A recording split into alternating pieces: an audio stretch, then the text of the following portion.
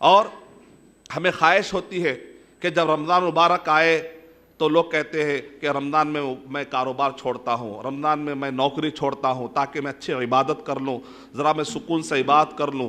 تو لوگ کیا کرتے ہیں، اپنے فریج کو پھلوں سے معمور کر دیتے ہیں اور اپنے کچن کو اناج سے معمور کر لیتے ہیں، اناج بڑھا لیتے ہیں، پورے مہینے بھر کا انتظام کر لیتے ہیں، پورے مہینے بھر کا انتظام کرتے ہیں، یہ سوچ کر کہ چلو ایک اچھا رمضان گزاریں گے، بڑے سکون کے ساتھ، راحت کے ساتھ رمضان گزاریں گے۔ آئیے دیکھتے ہیں کہ یہ صحابہ کرام جو مکے سے نکلے تھے، جب یہ مدینہ چلے گئے، کیا ان کے پاس بھی تو ایک خواہش تھی ہوگی کہ اللہ کی عبادت ذرا سکون سے کر لیں، راحت سے کر لیں۔ کوئی رمضان دیکھیے ان کو کوئی راحت والا رمضان مل ہی نہیں رہا۔ مدینہ جب آئے، پہلا رمضان آیا، سیف البحر کی جنگ ہوئی، دوسرا رمضان آیا، جنگ بدر برپا ہو گئی، تیسرا رمضان آیا تو اس کے بعد شوال میں جنگ احد پیش آنے والی ہے۔ وہ رمضان کیسا گزرا ہوگا، اندازہ لگائیے آپ، یعنی آنے والے ایک مہینے کے بعد ایک جنگ ہونے والی ہے تو رمضان کیسا گزرا ہوگا۔ ایک ہم پروگرام کرتے ہیں اسٹیٹ لیول پر تو 3 مہینے 4 مہینے سے اس کی تیاری کرتے ہیں۔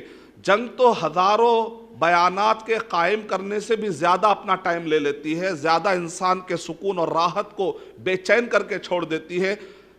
اور پھر اس کے بعد چوتھے سال میں بدر صغرا ہوئی، یہ شعبان میں ہوئی۔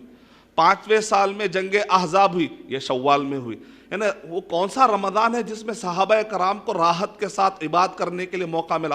پھر بھی وہ روزہ رکھ لیتے ہیں، پھر بھی وہ قربانیاں دینے کے لیے تیار ہو جاتے ہیں۔ 6واں سال آیا، 6ویں سال کے اندر حدیبیہ، غزوہ بنی مصطلق۔ 7واں سال آیا تو 7ویں سال میں آپ دیکھتے ہیں غزوہ ذات الرقاع۔ امام بخاری رحمۃ اللہ علیہ نے جو نقشہ کھینچا ہے، جو احادیث بیان کی ہیں، وہ سننے سے تعلق رکھتی ہیں۔ کہتے ہیں کہ ہم اللہ کے نبی صلی اللہ علیہ وسلم اور ہم کل ملا کر 7 لوگ تھے، اور دشمن مدینے پر حملہ کر رہا ہے، کہیں ایسا نہ ہو کہ دشمن حملہ کرے اور یہ مدینے کے اندر جو کمزور خواتین ہیں کہیں تکلیف میں نہ جائیں۔ 7 کے ساتھ نکلتے ہیں، صرف 7 لوگ، اور پہاڑوں پہ بھگاتے۔ دشمن سمجھ رہا ہے 7 تو نہیں ہوں گے، یہ تو کوئی چال دکھ رہی، اتنے زبردست، اتنے یقین کے ساتھ آگے بڑھ رہے ہیں، 7 نہیں ہوں گے، اس کے پیچھے اور بڑی کوئی فوج ہوگی۔ وہ بھاگتے جا رہے ہیں، پھر آنے کی کوشش کر رہے، کہہ رہے کہ ہم نے پہاڑوں میں ادھر سے بھگایا، ادھر سے بھگایا پوری فوج کو، یہاں تک کہ صحیح بخاری کے اندر اس کو رقاع کا مطلب ہوتا ہے پٹیاں باندھنے والی جنگ۔ یعنی نبی اکرم صلی اللہ علیہ وسلم اور صحابہ کرام کے پیروں کے ناخن نکل گئے، خون نکلنے لگا، پھر بھی وہ پہاڑوں پر چلنے لگے۔ اس زمانے میں کوئی چپل نہیں تھی جو آرام دہ چپل آج ہم پہن۔ اگر ڈاکٹر کہتا ہے کہ تمہیں 1 کلومیٹر چلنا ہے تو ہمارے اوپر بوجھ لگتا ہے چلنا، ہم کو واکنگ کرنا صحت کے لیے، لیکن یہاں پر بھاگ رہے، پہاڑوں پر بھاگ رہے، دوڑا رہے۔ اندازہ لگائیے، کیا ان کو گھر کی فکر نہیں تھی؟ کیا ان کو بھی بچے نہیں تھے؟ کیا ان کو راحت کے ساتھ زندگی گزارنے کا کیا ان کو بھی خیال نہیں آتا تھا؟ کیا اپنے جان کو ہتھیلی میں لے کر ہمیشہ تیار رہتے تھے؟ جبکہ وہ خود صحابہ کرام جو مہاجرین آئے تھے، اللہ تعالیٰ قرآن مجید میں ان کے بارے میں کہہ رہے، سورہ حشر سورہ نمبر 59 کی آیت نمبر 8 اور 9 میں اللہ تعالیٰ کیسا نقشہ کھینچ رہے ہیں مہاجرین کے قربانیوں کا۔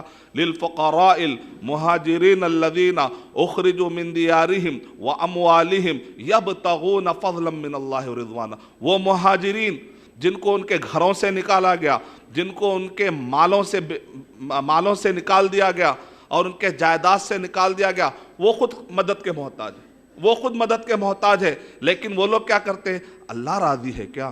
اللہ اکبر! ایک عجیب قوم دیکھنے میں آئی، تاریخ میں ایک عجیب قوم دیکھنے میں آئی۔ وہ خود اس حالت میں ہے کہ ان کی مدد کی جائے، ان کو فکر ہے اللہ راضی ہے کیا؟ یبتغون فضلا من اللہ ورضوانا وینصرون اللہ ورسولہ۔ اور وہ کہہ رہے ہیں، جبکہ وہ خود مدد کے محتاج ہے، وہ کہہ رہے ہیں اللہ اور اس کے رسول کی مدد ہم اس حالت میں کیا کر سکتے ہیں؟ ہمارے پاس کیا ہوتا ہے؟ پہلے ہم کھائیں گے، پیئیں گے، بینک بیلنس بنائیں گے، کمائیں گے، پورا سیٹل ہونے کے بعد دین کی خدمت دیکھیں گے۔ یہ ہماری سوچ ہے۔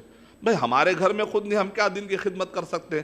لیکن آپ کے سکلز، آپ کے ٹیلنٹس، آپ کا مال، آپ کا وقت کہاں جا رہا ہے؟ دین کی خدمت کے لیے جا رہا ہے کہ نہیں جا رہا؟ یہ قربانیاں دیکھیے آپ، اللہ تعالیٰ کہہ رہے اولئک هم الصادقون، یہ سچے لوگ ہیں، اللہ تعالیٰ گواہی دے رہے ہیں۔ یعنی صحابہ کرام کی جماعت تو وہ جماعت ہے جن کے بارے میں اللہ سبحانہ و تعالیٰ گواہی دے رہے ہیں ان کے قربانیوں کے بارے میں.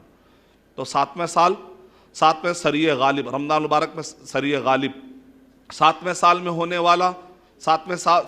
والا جنگ احزاب، جنگ غزوہ خیبر، اور 7ویں سال میں ہونے والا غزوہ ذات الرقاع، اور 8ویں سال میں آپ جانتے ہیں فتح مکہ ہوا رمضان المبارک میں.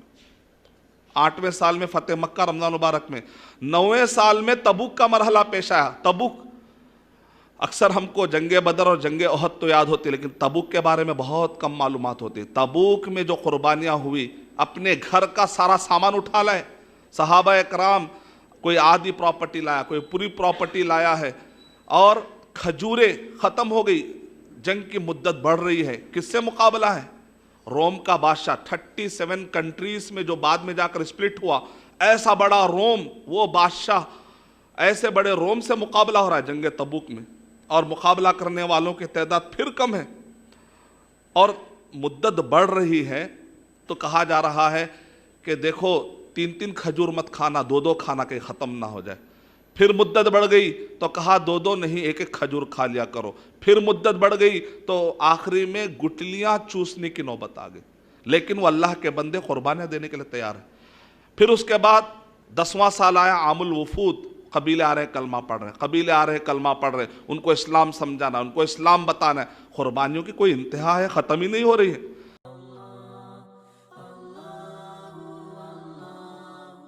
For authentic Islamic information, please log on to www.askislampedia.com.